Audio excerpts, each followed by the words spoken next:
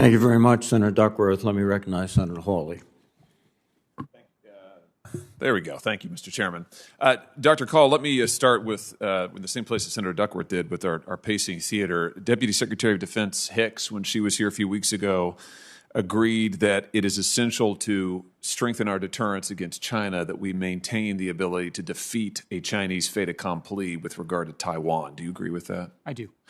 Do you agree with her also that a strategy of denial is essential for deterring Chinese aggression? Yes, denial, both in the sense of building up Taiwan's capabilities and our capabilities to prevent the exact scenario that you outlined. Good. And that would you also agree that the threat from the PRC is an imminent threat, not just a threat in 10 or 15 or 20 years, but an imminent threat to our security now? I think it is a growing threat to our security, and it is a challenge that is urgent now and is only going to get worse as the years go on. So let me ask you this. Our pacing theater is Indo-PACOM. You've spent your career focused on the Middle East, however. So let me just ask you, why would we confirm another Middle East hand to lead the Department of Defense when we're trying to steer the department's focus towards PACOM? Well, as I suspect you know, Senator, I was trained as a generalist. I'm an international security and conflict specialist. Like a lot of people with my background, our attention focused on the Middle East. I'm not a Middle East person by training. It was a byproduct of 9/11 and the wars that followed that and the service that I spent after that. As the National Security Advisor to Vice President Biden, I had responsibility for the world. I was a member of the Deputies Committee, leading discussions on China, Russia, Ukraine, Central America, Ebola, cyber, North Korea, and all of my work and much of my work, academic work in recent years, has been on emerging technologies and the geopolitical consequences of the pandemic. So I think of myself as a generalist who knows a little bit about the Middle East as opposed to a Middle East expert who knows a little bit about the rest of the world. I know that you previously worked on the pivot to Asia during the Obama administration. That's frankly part of what concerns me. It was not a successful pivot. Let me ask you about some of the challenges we're going to have in pivoting now. You said that troops in Afghanistan, troop levels should be tied to conditions on the ground, and that any withdrawals should support diplomatic efforts and be executed in close consultation with our NATO Resolute support partners. Does that mean that you do not support the peace agreement reached by the previous administration? I think we need a negotiated solution. My concern with the U.S.-Taliban agreement that the previous administration negotiated, and I should caveat this by saying I'm not privy to the intelligence assessments, but based on reporting and open source materials, the Taliban does not appear to be living up to its commitments, either in the letter or the spirit of that agreement. So I would want to make sure that we are defending our interests. I don't think that the forever war in Afghanistan should go on forever. But I do believe that we have vital interests. How are we going to end it? Well, I think we're going to end it through a peaceful negotiation. Will it keep thousands of troops there in theater? I don't. Well, first of all, I need to get briefed on the current threat matrix. A lot of my information on ISIS, Khorasan, or the Taliban or Al-Qaeda is 4 years out of date in the classified domain. My belief is that we need to remain postured in the region to deal with the residual counterterrorism issues that arise from groups like Al-Qaeda and ISIS.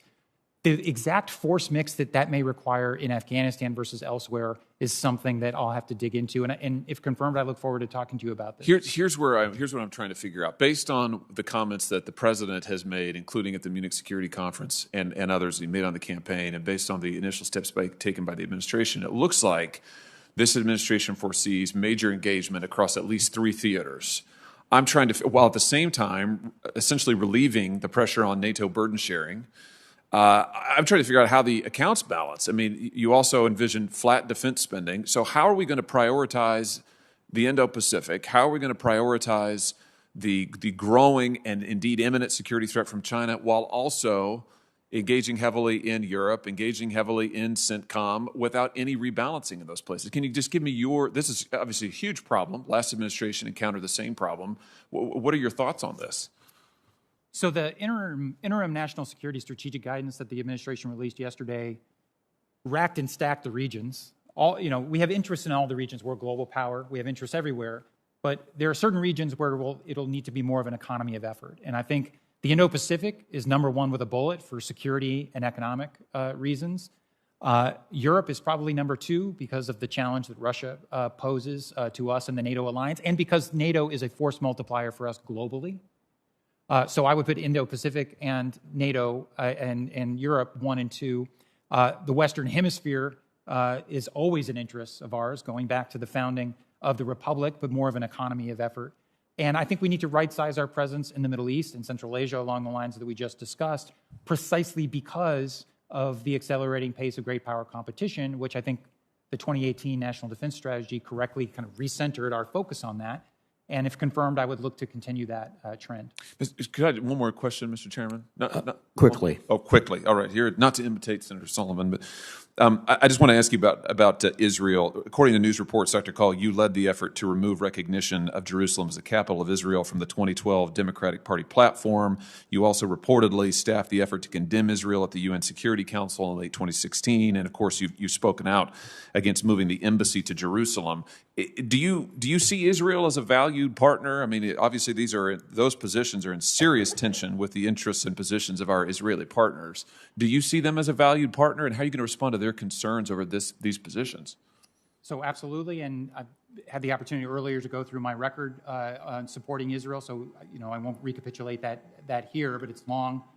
I will just say in 2012, the platform that I was involved in writing simply represented the U.S. official policy at the time, which was the same policy in the Bush administration, which was not to formally recognize Jerusalem because it was a final status issue. The platform was amended. I had no problem with the amendment. The embassy has been moved. I support President Biden's policy on that, not to move it back.